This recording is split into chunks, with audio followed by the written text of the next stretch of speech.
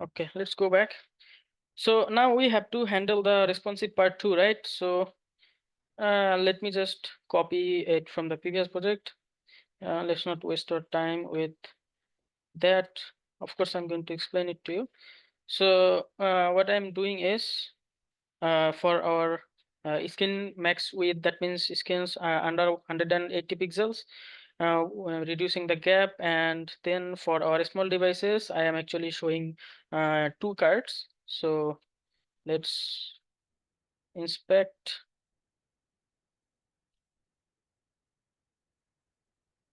Okay, see, we are showing two cards. Then we have some other responsive media queries for our info item. What we are doing is for our tab devices, we are reducing the gap and text align to center. For our devices smaller than 860 pixel, we are just inverting the column or the alignment of the elements. That means the icon will be on top and on the bottom will be the text. And then for devices under 740 pixel, we are reducing the gap again. So if we go to the UI, let's make it small. Let's make it smaller. Yeah. So when I come to 860 pixel, the alignment is column now. Then we have other media queries for our text. So let's do that too. Info item, where is it? Yeah, for our p tag, we are just controlling the font size. And for our h2 tag, we're also controlling the font size on different media queries or different skin sizes. Yep. So it should work till 360. So the devices of above with 360, this web page will be responsive. So if I go back, yep, I think it looks okay now. Yeah, sure. Okay, so let's move on to our second section, that is our featured product section.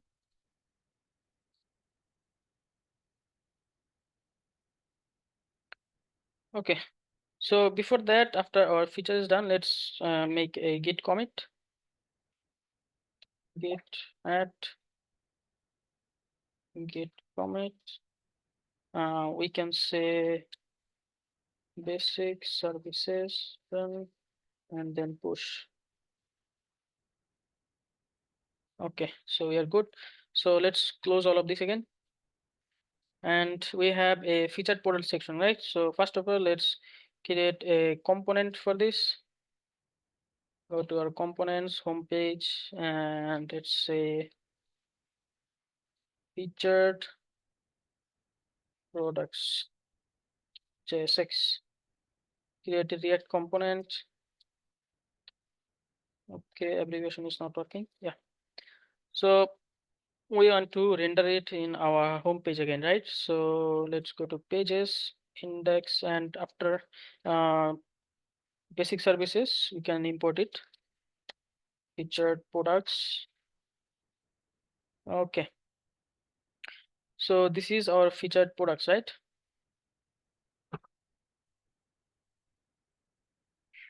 So of course, these products are going to come from our API. So let's go back to our API endpoints. Okay, so this is our API endpoints. So we have our API product get featured. So if we go to our home slider option, so here we used Axios, but we also used our the main UI or the base URL.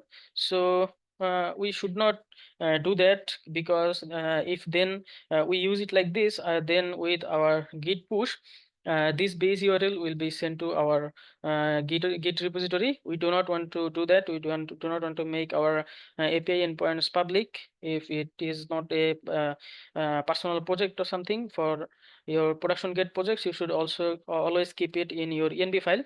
So in our main directory, we are going to create a .env file, and here we can just define a, let's say, API URL, and then we can just where is it?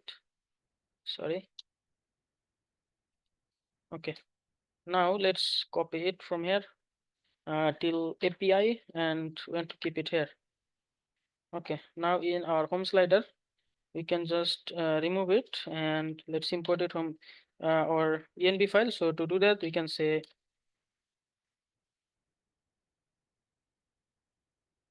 process.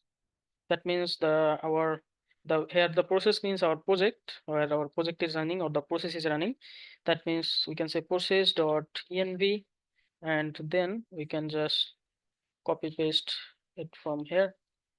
Okay, so let's see if it works. Oh, I think we have to rerun the project because we changed our env file. We added a env file. So let's do that. Let's stop the server and let's run it again.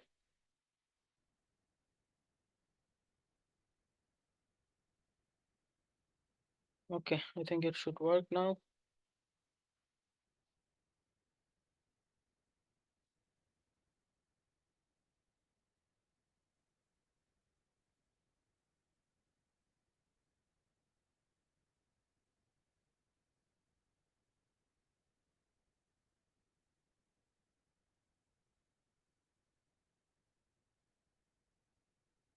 Okay, why is it taking so much time?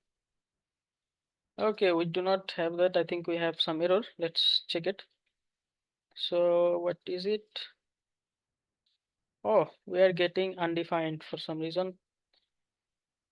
Okay, so we have our env file in the root directory, and inside that, do you have to wrap it inside a string or something? Okay, let's do that.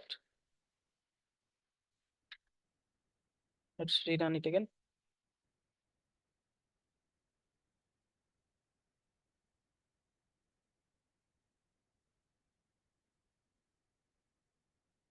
What?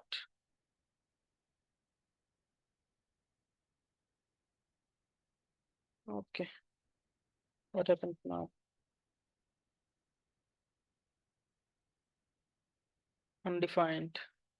Okay, so we are getting undefined process.env, right?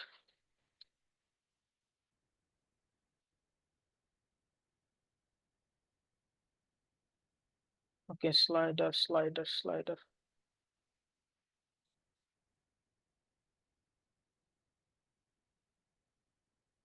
Uh, what is happening?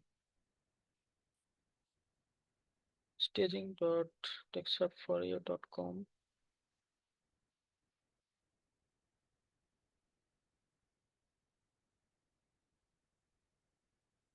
Okay.